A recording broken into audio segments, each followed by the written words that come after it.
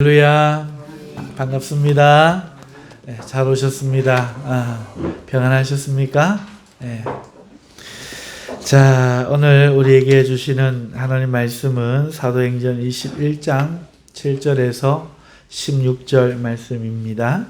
사도 바울의 마음이 움직이지 않다라는 제목으로 말씀을 증거하겠습니다. 지금 이제 연말이죠. 12월 중순 셋째 주입니다. 이제 새해가 며칠 남지 않았죠. 돌이켜보면 참으로 다사다난한 올 한 해였다 하지 않을 수 없습니다. 코로나 여파로 많은 이들의 그 삶이 변했습니다. 폐업을 하고 직장을 잃고 그리고 다시 시작하고 그 가운데 전쟁이 발발했죠. 한 해에 두 가지 전쟁이 지금 치러지고 있습니다. 뿐만 아니라 그 전쟁의 여파가 전 세계에 미치고 있죠. 그런가 하면은 정말 가상화폐의 신드롬이 일어나 젊은이들이 일을 하여서 돈을 버는 것 대신에 그 가상화폐를 통해서 일확천금을 벌 수 있다는 생각 가지고 거기에 투자하다가 우리 교회도 그런 비극이 있었습니다만은 많은 이들이 자살을 하거나 또 다른 선택을 하고 또 여러 가지 공경에 처하게 되었죠. 그런가 하면은 부동산이 급등하고 급락하고 그것이 뭐 몇백만 원, 몇천만 원이 아니라 나라 전체 경기를 바꿀 만큼 그러한 여파 속에 지금 있고 그리고 북한이 핵 보유를 세계에 선언하기까지 지금 전쟁의 그 위협에 일촉즉발 상황에 지금 놓여 있습니다. 많은 이들이 울고 웃었고 좌절하고 절망하고 자살했던 한 해가 아닌가 싶습니다. 특히 올 한 해는 자살이 유독 많았던 한 해였죠. 한마디로 지난 한 해는 우리에게 참 좋지 않은 일들이 다사다난했던 한 해였다 싶습니다. 그런데 내년의 전망이 더 어둡습니다. 무엇이 어두운가? 앞서 열거한 내용들과는 전혀 상관없이 어둡습니다. 그것은 우리 인구가 줄어들고 있다는 겁니다. 심각하게 줄어들고 있습니다. 그래서 우리 1인들이 짊어져야 될 무게가 그만큼 늘어납니다. 그럼에도 젊은이들이 결혼할 생각이 없고 결혼해도 아이를 많이 낳지 않겠다 하는 생각이 지배적입니다. 이것이 가장 암울한 것이죠. 물이 새로 흘러들지 않는 또랑이에 무엇을 기대할 수 있겠습니까? 이 세상은 사람들이 새로 나야 변화가 되고 정화가 되고 나아질 수 있는데 여러분 이것이 참으로 우리가 기도해야 할 일 아닙니까? 정말로 암울한 나라가 되지 않기 위해서는 우리가 기도해야 됩니다. 그런 이 2023년 한 해를 우리가 마지막 보내면서 우리가 하나님께 예배하면서 우리의 심령이 어찌 하나님 앞에 이러한 것에 대해서 우리의 안타까움과 답답함과 고통스러움을 토로하지 않을 수 있고 2024년 한 해를 바라보며 새로운 날을 우리가 꿈꿀 소망을 가지지 않을 수 있겠습니까? 사랑하는 성도 여러분, 꿈을 꾸고 새해 이루고 싶은 뜻을 정할 수 있다는 것은 얼마나 축복입니까? 그리고 무력감과 무기력에 빠져서 아무런 희망도 가지지 못하고 꿈도 못 꾼다는 것은 얼마나 또 비극입니까? 오늘 믿음이 있다는 것은 절망에 사로잡히지 않고 두려움에 먹히지 않고 무기력에 잠식되지 않고 다시금 요셉처럼 다니엘처럼 꿈을 꿀 수 있다는 것 아니겠습니까? 오늘 말씀을 통해 새해를 준비하며 다시 꿈을 꿀 수 있는 뜻을 정하실 수 있는 축복이 있으신 여러분들 되시기를 주님의 이름으로 축원합니다.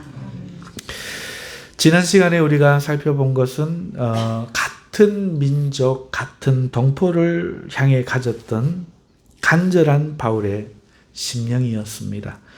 얼마나 유대인들을 향한 그 마음이 아팠던지, 얼마나 그 사랑이 컸던지, 얼마나 그들을 구원하고 싶었는지, 그는 그렇게도 많은 만류와 예언에도 불구하고 목숨을 버릴 각오로 예루살렘을 향해 가려 했던 그의 굳은 의지를 우리가 지난 시간에 살펴보았는데요. 그렇게 두로를 떠난 바울은 오늘 본문의 가이사랴에 도착합니다. 그곳에는요, 초대교회 집사 7사람 중에 하나로 뽑혔던 빌립 집사님이 4딸과 함께 살고 있는 곳이었습니다. 예루살렘을 떠나서 이제 가이사랴에 정착한 것이지요. 빌립 집사님도 성령에 충만한 위대한 신앙인이지만 그에게 있는 4딸도 자신을 처녀로 하나님께 드리고 기도하는 삶을 사는 거룩한 예언자들이었습니다. 바울 일행이 이 빌립 집사님 집에 가서 이제 머무르게 되는데요. 그곳에 머문 지 며칠이 되었을까? 유대로부터 예언하는 선지자로 유명했던 아가보라고 하는 사람이 빌립의 집에 방문을 하게 됩니다.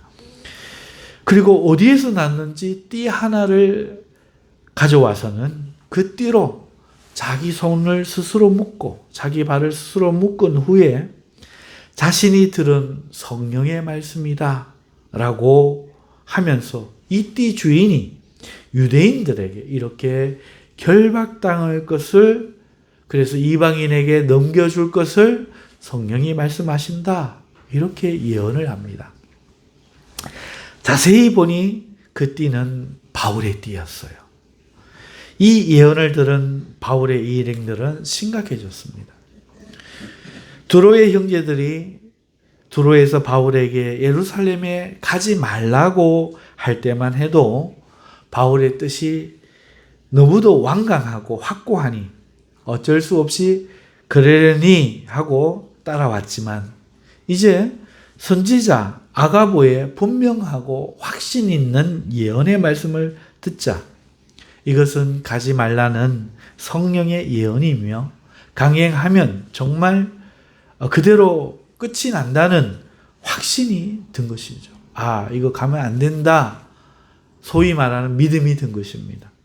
그리하여 오늘 우리가 읽은 성경을 기록한 누가를 포함하여 우리가라고 하고 있잖아요. 이 성경 쓴 사람이. 그러니까 본인도 여기 있었고 그 사람은 누가지요. 누가를 포함하여 디모데 그리고 실라 또 함께 따라온 일행들이 바울을 만류해야 한다는 이 확신을 가지고 예루살렘에 가지 말 것을 그때부터 강력하게 권면하기 시작합니다.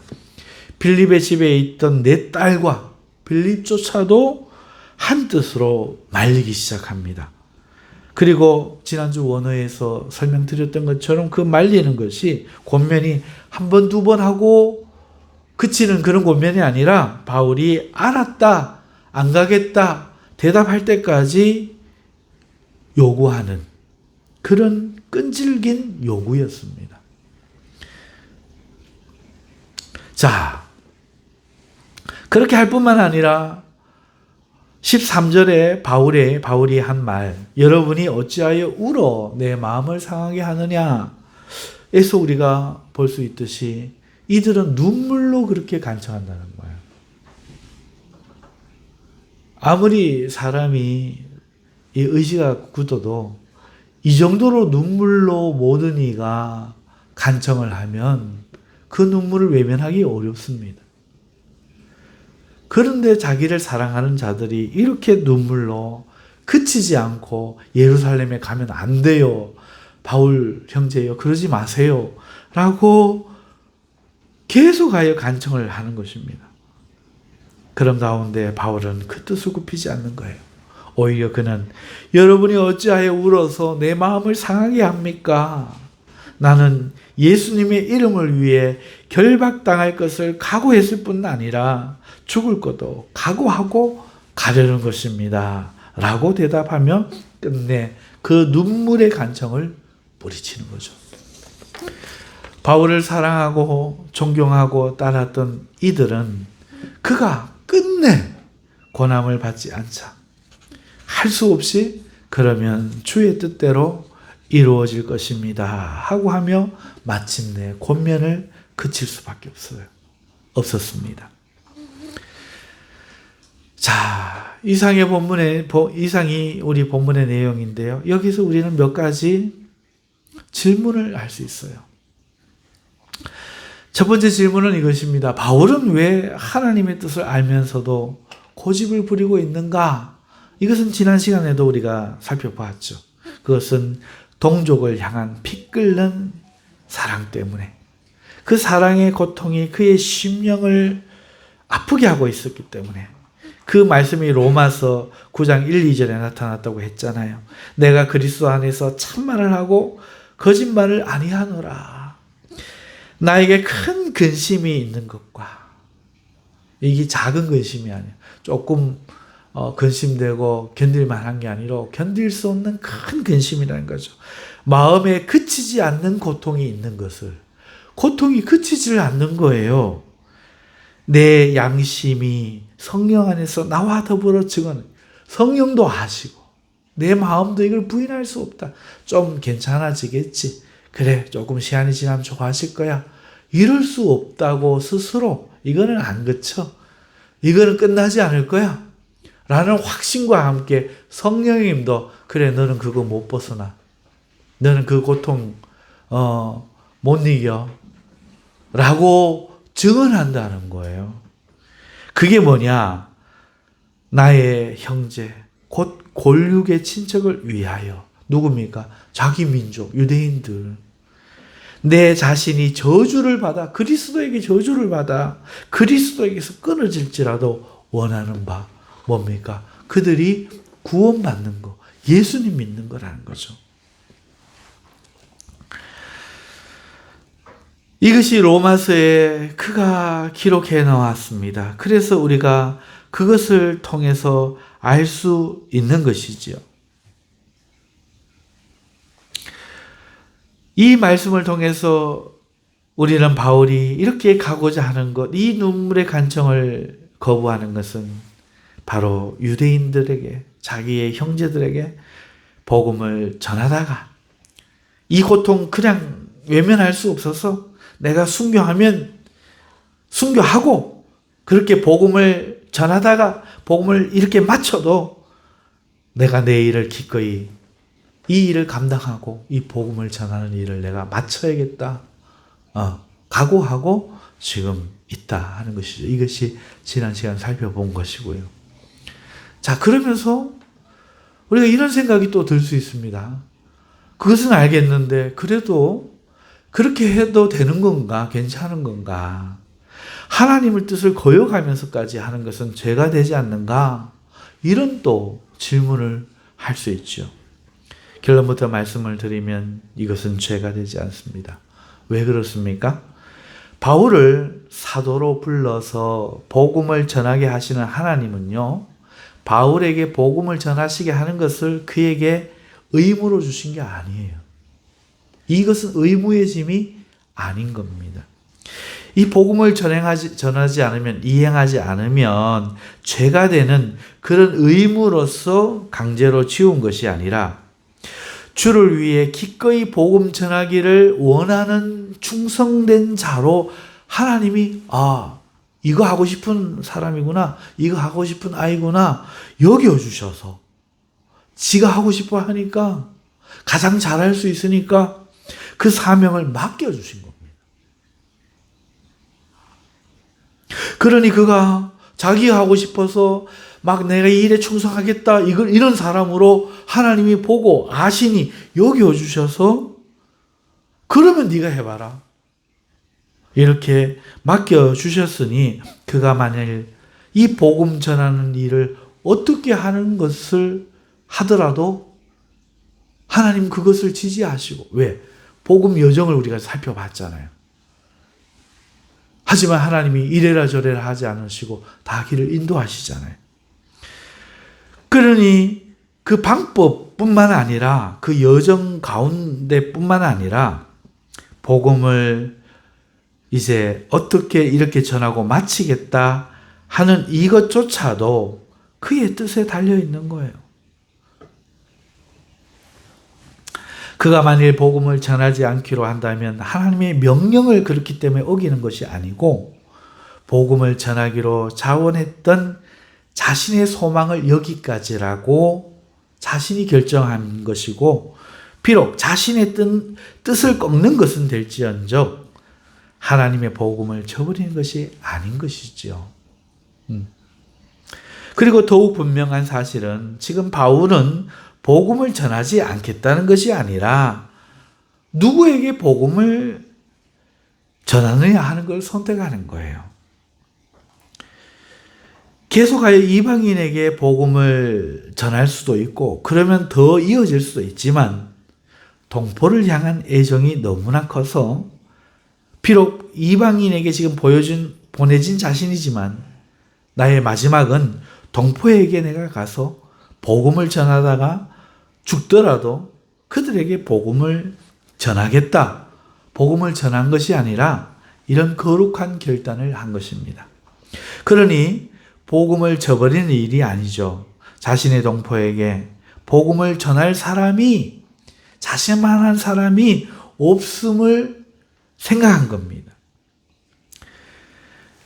정말 그들에게 복음을 전할 만한 그런 인물이 없다고 생각한 것이죠. 이제 자신이라도 그 일을 해야 하겠다 결심하는 것입니다.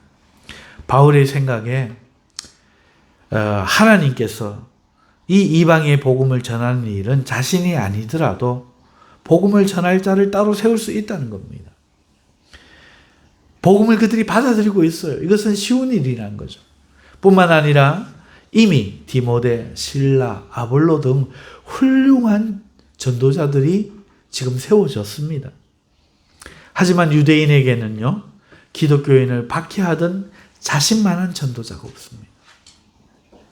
가장 그들을 잘 알고 바리새인 중에 바리새인이며 유대인 중에 유대인이었던 자신이 예수 그리스도를 증거하는 그 증거보다 더 잘 증언할 만한 사람이 없을 거다. 그런 전도자가 나 말고 누가 있겠는가? 그들을 대변하는 사람. 내가 예수를 믿었다. 이런 내가 복음을 전한다면 그들이 나를 동료로 여긴다면 적어도 문이 열리지 않을까? 이런 생각을 하고 지금 기꺼이 자신을 내어놓는 그런 결정을 하고 있는 겁니다. 그러니 이것은 죄가 되는 것이 아니라 복음을 저버리는 것이 아니라 거룩한 결단을 지금 하는 것이죠. 자, 이것이 두 번째 질문이었고 세 번째 질문이 그럼 있을 수 있습니다.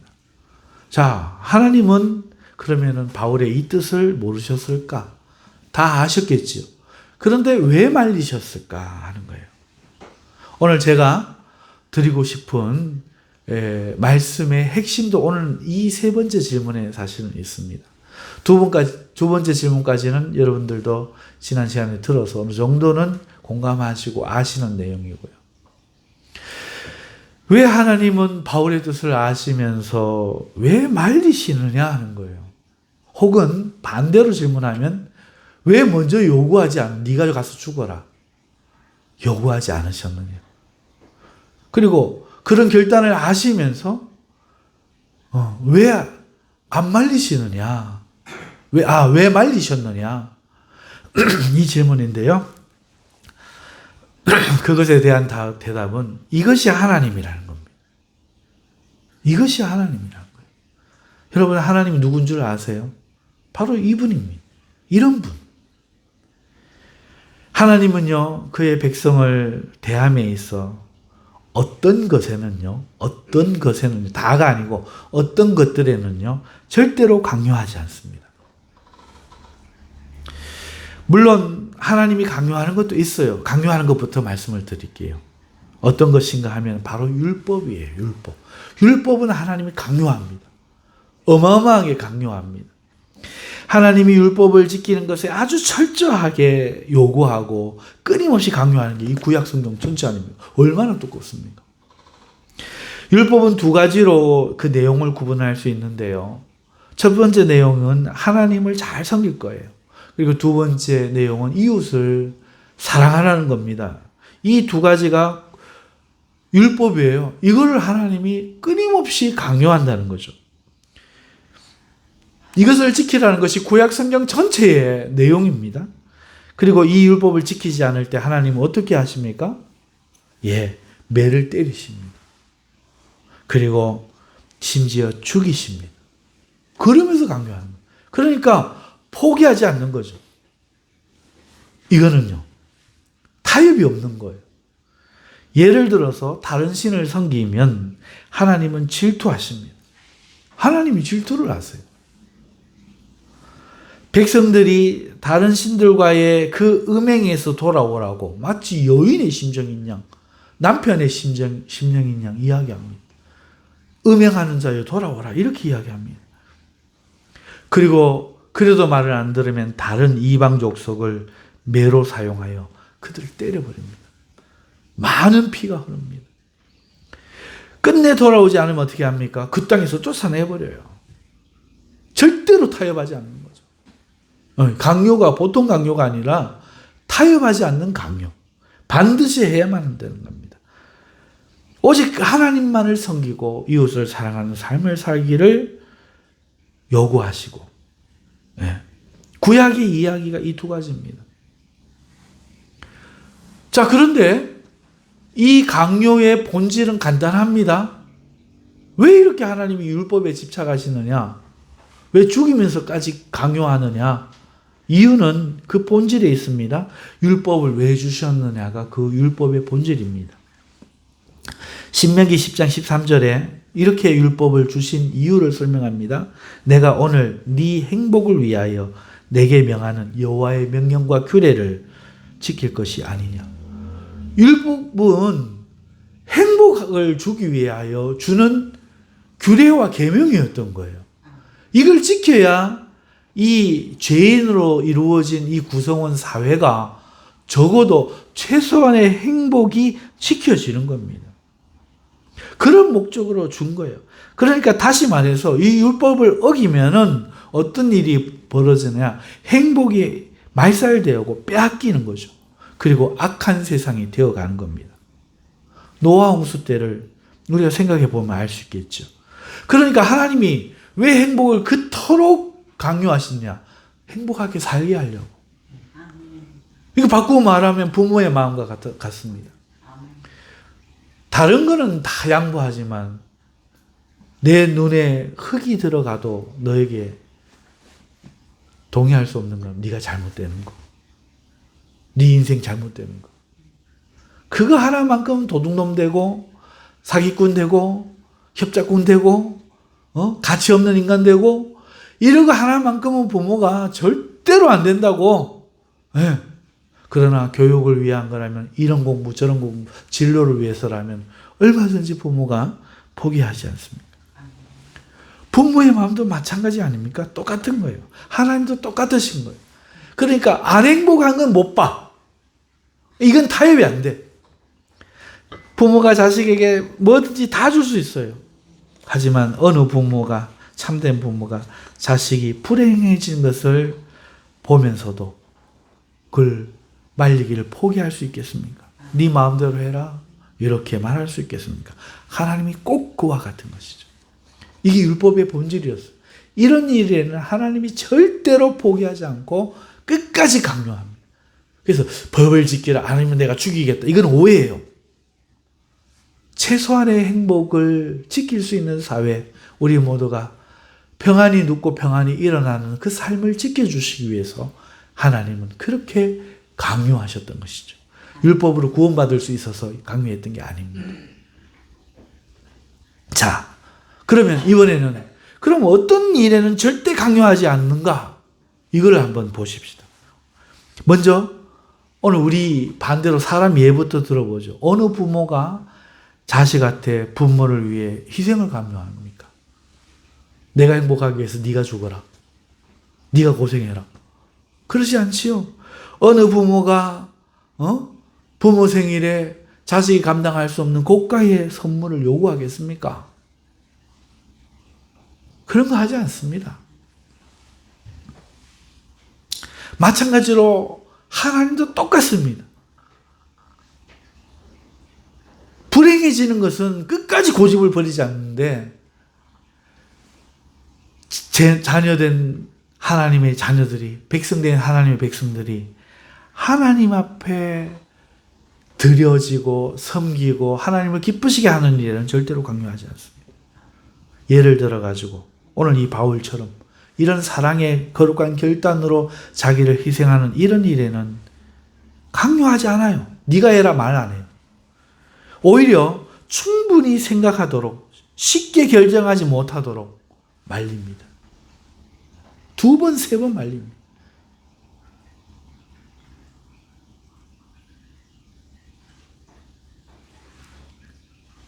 이게 하나님입니다.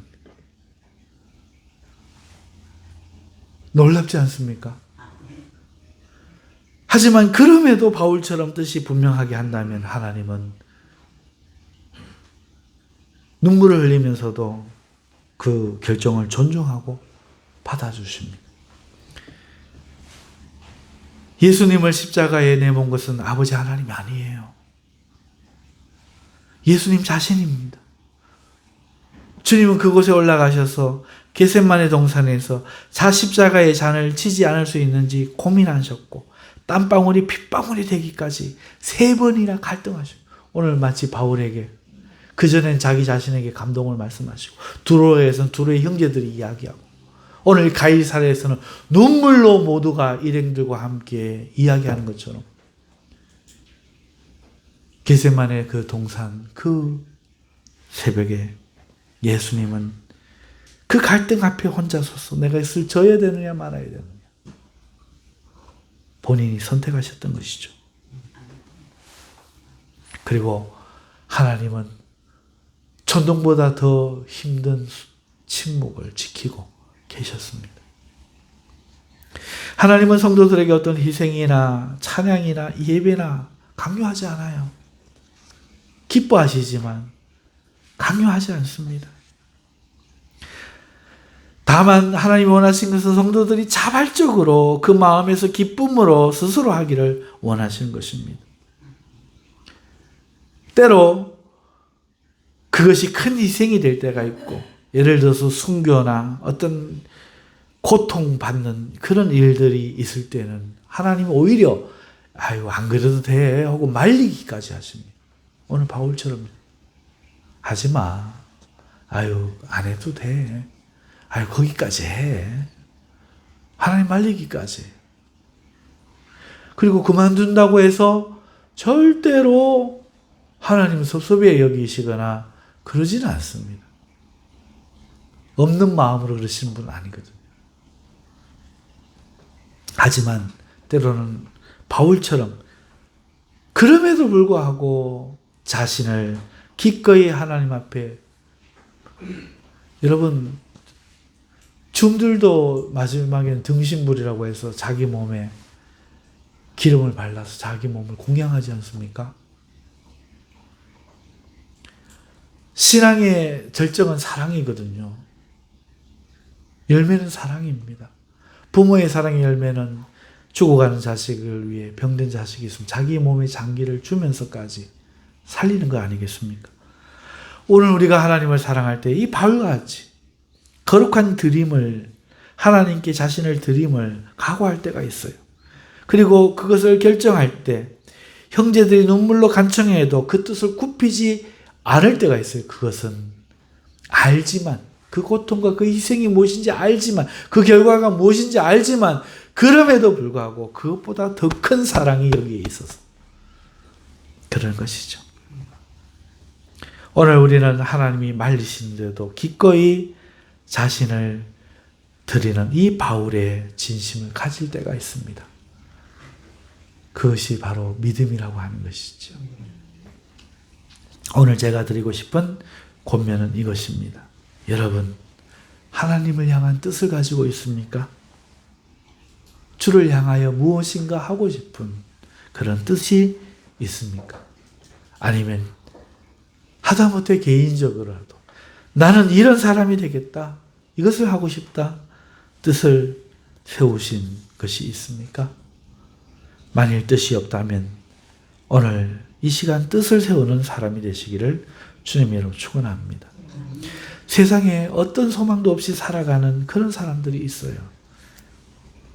이런 사람이 되어야 하겠다는 그런 분명한 의식이 없는 거죠. 이런 일을 하여 내가 세상에 기여하는 훌륭한 사람이 되겠다는 목표가 전혀 없는 겁니다. 그저 먹고 사는 게 다죠. 자고 일어나는 게 다고요. 놀고 일하고가 답니다. 이거의 반복인 거죠. 어떤 사람에게 이런 증상이 있다면 그 사람에게 우리는 희망을 볼 수 없습니다.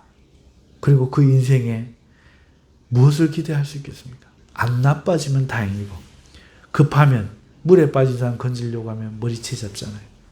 급하면 부모고 동생이고 남편이고 아내고 자식이고 거머쥐고 물속에 자기 살려고 같이 깔아앉는. 왜? 삶의 이유가 생존밖에 없었으니까.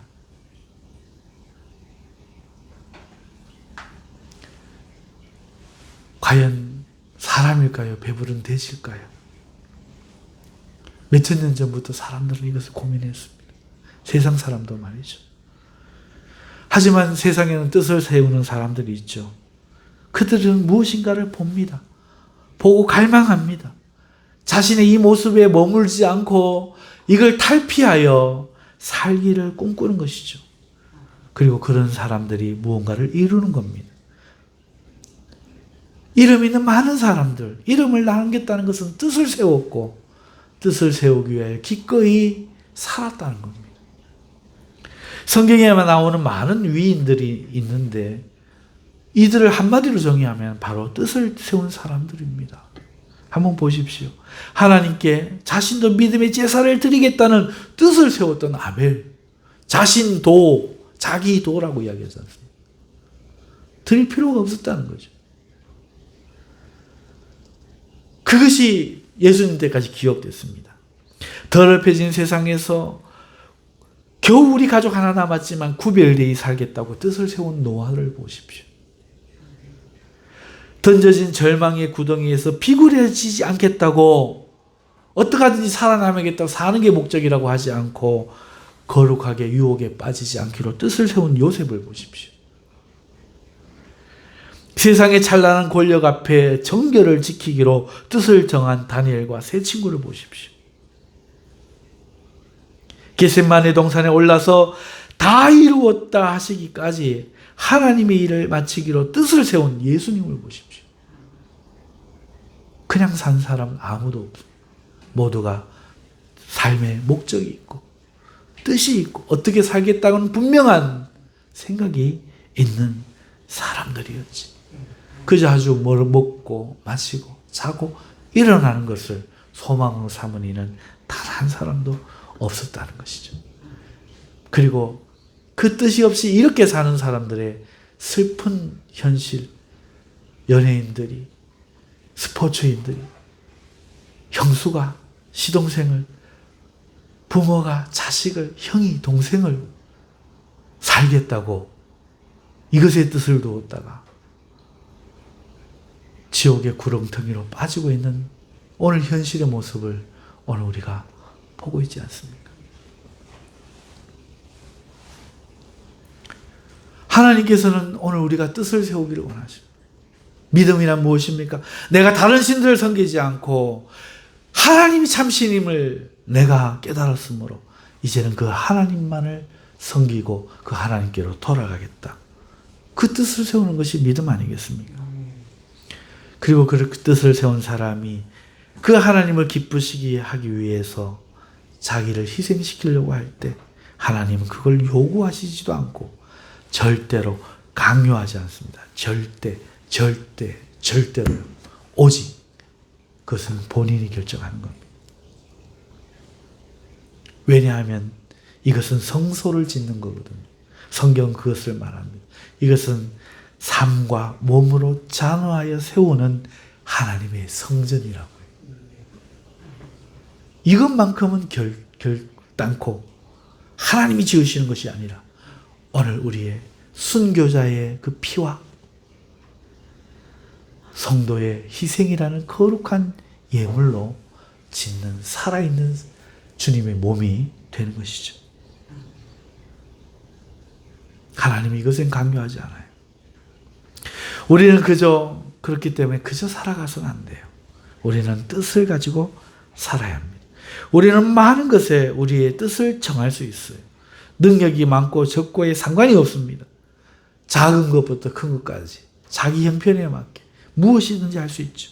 누군가는 하나님께 하루 1시간 기도하겠다는 이런 작은 뜻을 정할 수도 있습니다. 누군가는 하나님의 말씀을 내가 반드시 읽고 성경을 일독하겠다, 이런 뜻도 정할 수 있죠. 아니면은 더 깊이 하나님 말씀을 읽고 그 속에서 우리 하나님을 만나겠다, 뜻을 정할 수도 있습니다. 누군가는 하나님의 백성다운 착한 사람으로 살겠다는 뜻을 정할 수도 있습니다. 누군가는 내가 전도가자가 되어서 바울처럼 복음을 전하겠다, 뜻을 세울 수 있습니다. 성도들의 본이 되는 장로가 되겠다는 거룩한 뜻을 세울 수도 있죠. 우리가 뜻만 있다면 그것이 작든 크든 그것은 대단히 기쁘고 좋은 일입니다. 그 순간 우리의 이름은 의미 없는 이름이 아니라 비로소 사람이라는 의미를 가진 이름이 될 것입니다. 사랑하는 성도 여러분, 하지만 뜻을 세웠다고 저절로 그 뜻이 이루어지는 일은 결단코 없습니다. 대가를 지불해야 되죠. 그리고 하나님은 여기에 강요하지 않는다고 하셨습니다. 누군가는 아주 조금만 노력해도 되겠고 누군가는 많은 것을 버려야 할 수도 있습니다. 이때 하나님은 주를 위한 이 뜻을 세움에 많은 희생을 그에게 요구하지 않아요. 그리고 하나님은 적게 심으면 적은 대로 기뻐하시고 많이 심으면 많이 심은 대로 하나님은 기뻐하시며 다 받으십니다. 하지만 그럼에도 1달란트 받은 자 다르고 5달란트 받은 자 다르다는 것을 우리는 압니다. 우리 사랑의 크기만큼 가거든. 하나님을 못 믿고 맡겨놓든지 아니면 하나님을 향해 내 모든 것을 쏟든지, 우리가 주의 일을 할 때 많은 것들이 우리 마음을 상하게 합니다. 그래서 못하게 하죠.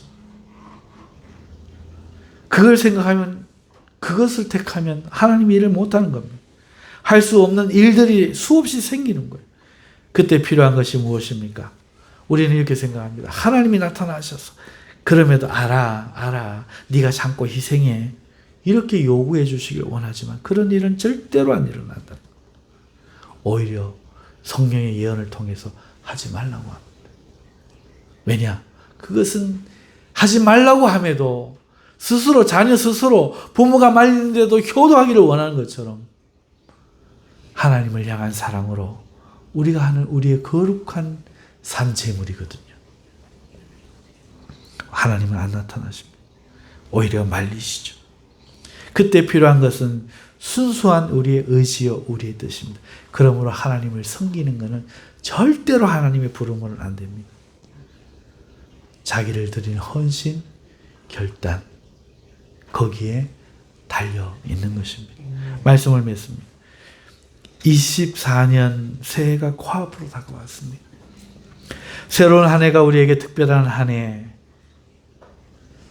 은혜로운 한 해가 될지 안 될지는 우리가 뜻을 세우는 데 달려 있습니다. 아무런 뜻을 세우지 않고 있다면 23년, 22년과 다르지 않을 거고 오히려 더 나빠질 수도 있습니다. 하지만 여러분은 지금 새해 한 해를 두고 그 무엇이든지 뜻을 세울 수가 있습니다. 그리고 여러분은 아셔야 할 것 한 가지가 있습니다. 뜻을 세웠다고 해서 되는 것이 아니라 그 뜻을 위해 우리가 무엇까지 감당하느냐 하는 각오가 필요하다는 거예요. 인생의 일과 신앙의 일이 마찬가지입니다. 사랑하는 친척과 동족의 영혼을 구원하는 일에는 그 어떤 눈물과 성령의 권면에도 마음을 움직이지 않았던 바울의 부동의 마음이 거룩한 뜻을 발견하시고 세우시며 주님과 사람 앞에 존귀한 삶을 살기 원하시는 여러분의 이 새해 각오에도 있으시기를 주님의 이름으로 축원합니다. 우리 함께 기도하십시다. 하나님 아버지 감사합니다. 한번 태어나 살다가 가는 똑같은 인생 같아도 누군가는 진주 같다면 누군가는 길가리에 굴러다니는 쓰레기 같을 수 있습니다. 내가 어떤 존재가 되는가 하는 것은 하나님이 정한 것이 아니라 오늘 자신의 결단이 그것을 정하는 것임을 늘 말씀하셔도 우리는 자꾸 하나님이 나타나서 우리를 특별한 사람으로 세워주기를 원하는 거짓 심령을 가지고 있습니다. 하나님, 성경이 말합니다. 뜻을 세우라고. 하나님, 오늘 우리의 삶이 어떠하든지 지금이 바로 기회입니다. 지금 이 순간 늦지 않았습니다. 내가 누구인가를 결정할 수 있는 거룩한 결단들이 우리 모두에게 있게 하시고 그걸 감당할 만한 각오들이 있게 하여 주시옵소서. 연약한 우리의 마음을 성령님이 도와주시기를 바라오며 예수님의 이름으로 기도하옵나이다. 아멘.